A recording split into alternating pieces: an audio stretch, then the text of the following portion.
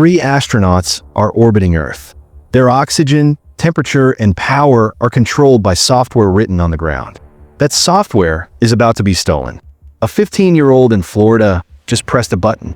What you're about to hear isn't a headline. It's a case file.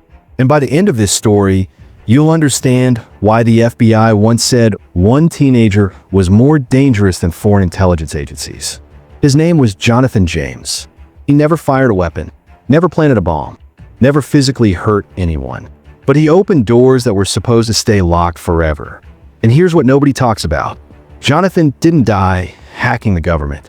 He died 8 years after he stopped. 1989, Pinecrest, Florida. A father types code at a kitchen table. A 6-year-old watches silently. What are you doing? Teaching the machine to listen. Most kids wanted toys. Jonathan wanted the keyboard.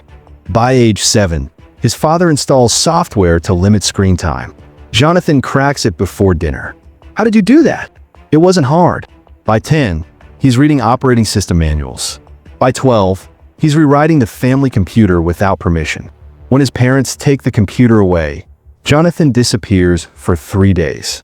I'm not coming back without it. They give in. They think this is rebellion. They don't realize they're raising something else entirely. Summer 1999. Jonathan is 15. 3 monitors glow inside a dark bedroom. He's not stealing money. Money doesn't earn respect. In the hacker underground, respect comes from one thing: doing what others can't. His handle is CZA. Universities fall first, then corporations. Each time, he leaves a note. Your system is broken. Here's how to fix it. But those are warm-ups. What he wants is a fortress. August 23rd, 1999. Late night. Jonathan enters a server that looks ordinary. Generic protocols. Outdated software. He doesn't realize he's inside the Defense Threat Reduction Agency. The Pentagon. Armed guards. Biometric locks. Layers of physical security. None of it matters. Because Jonathan isn't physical. From Florida, he walked through digital windows no one bothered to close. For 3 weeks, he's invisible. Over 3,000 intercepted messages. 19 military credentials. Access to systems handling classified defense data. All from a bedroom filled with pizza boxes and Star Trek posters. But he's not done. Jonathan wants NASA. July 1999. Houston, Texas. Mission Control monitors the International Space Station. Everything is stable. 240 miles above Earth. Astronauts trust software written by people they will never meet. Jonathan finds it. NASA software controlling environmental systems aboard the ISS. To NASA, it's worth $1.7 million. To Jonathan, it's a textbook. He downloads it, studies it, bookmarks sections on atmosphere control. Later, NASA admits something chilling. If modified code had been re-uploaded, it could have disabled life support systems on the station. Back in Florida, Jonathan's mom calls from downstairs. Dinner. 5 minutes. He passes the salt. While NASA engineers work through the night, trying to understand how a child breached systems designed to protect human life in space. January 26th, 2000. Morning. Honey, there are men at the door. Unmarked cars. Federal agents. Neighbors watching. Jonathan walks downstairs in pajamas. The game is over. During questioning, he does something unexpected. He confesses. No lawyer. No excuses. Yes, I accessed those systems. Here's how I did it. And here's what you need to fix.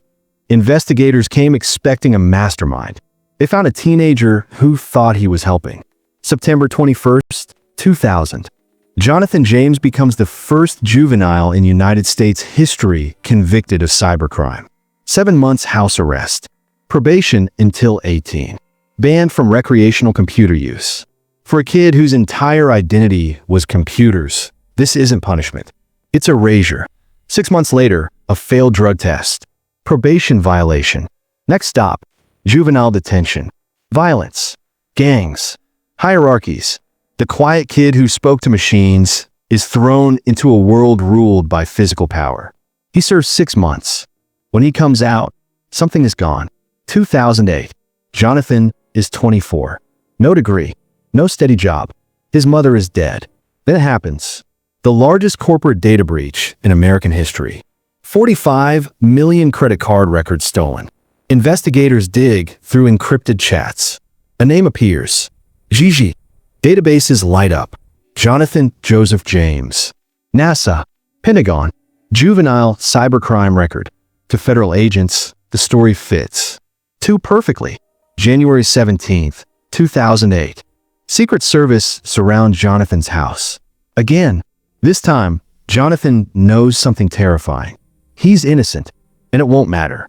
Agents find no evidence, no illegal software, no stolen data.